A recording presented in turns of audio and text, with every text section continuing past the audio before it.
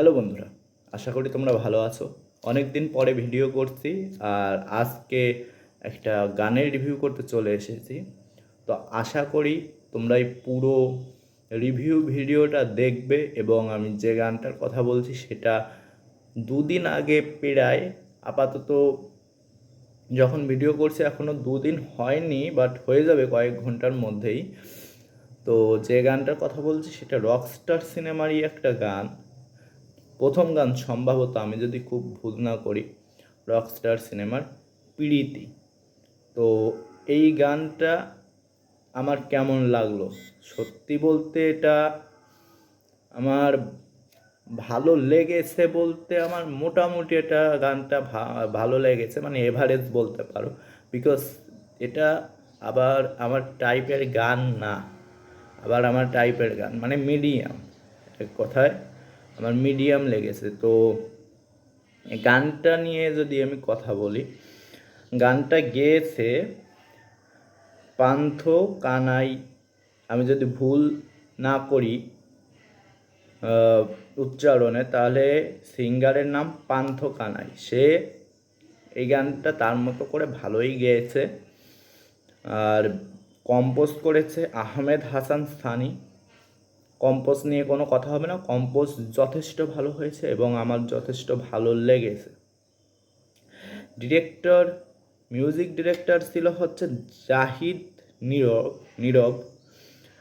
লিরিকিস্ট মানে লিরিস্ট বা লিরিক্স যে লিখেছে হাসান রোবায়েত। লিরিক্সগুলো মোটামুটি ভালোই লেগেছে আমার। উচ্চারণে একটু সমস্যা হচ্ছে, অনেকদিন পরে ভিডিও করছি, তো আশা করি তোমরা এটা অ্যাভয়েড করবে। তো মিক্স মাস্টার সুমন পারভেজ, জনার ফোক মানে বাউল গান।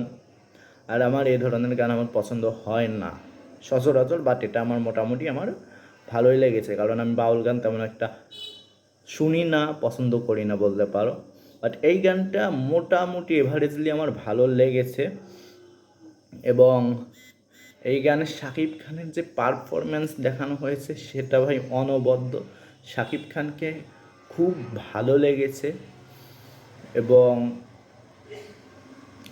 যেভাবে গানের কোরিওগ্রাফ করা হয়েছে, গানটা যেভাবে বাউল গায়, যে যাকে দেখানো হয়েছে তাকে, সে যেভাবে গায় বা তার এক্সপ্রেশান, যে গানটা গাচ্ছিল ভিডিওতে তার কথা বলছি, তার এক্সপ্রেশান এবং তার দল বলের, তার সাঙ্গপাঙ্গদের যেসব এক্সপ্রেশান, যেসব কর্ম করছে, যেগুলো করছে সেগুলো দেখে মোটামুটি ভালো লাগে। তো সব মিলিয়ে এই গানটা আমার জন্য এভারেজ লেগেছে ভালো।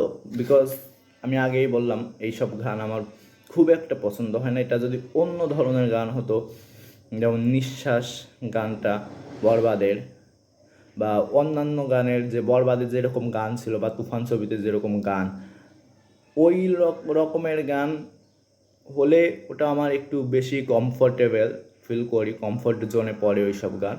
বাট এই গানটা আমার তেমন একটা, মানে বাউল গান খুব শোনা হয় না, তো সেজন্য মোটামুটি লাগলো।